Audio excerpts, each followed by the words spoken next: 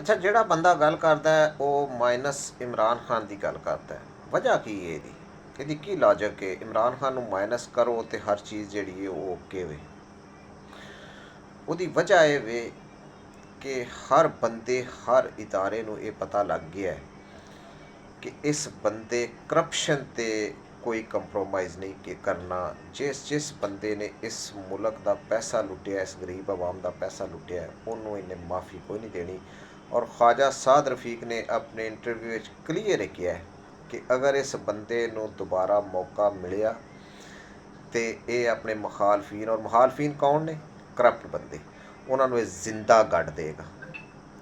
ਇਹ ਅਸਲ ਵਜ੍ਹਾ ਜਿਹੜਾ ਆਂਦੇ ਨੇ ਕਿ ਸਾਨੂੰ PTI ਕਬੂਲ ਹੈ, ਇਲੈਕਸ਼ਨ ਕਬੂਲ ਹੈ, ਲੇਕਿਨ ਪਹਿਲਾਂ ਮਾਈਨਸ ਇਮਰਾਨ ਖਾਨ ਹੋਵੇ, ਜਿਹੜਾ ਕਿ ਆਵਾਮ ਨੂੰ ਕਾਬਲੇ ਕਬੂਲ ਨਹੀਂ, ਕਿਸੇ ਸੂਰਤ ਨਹੀਂ।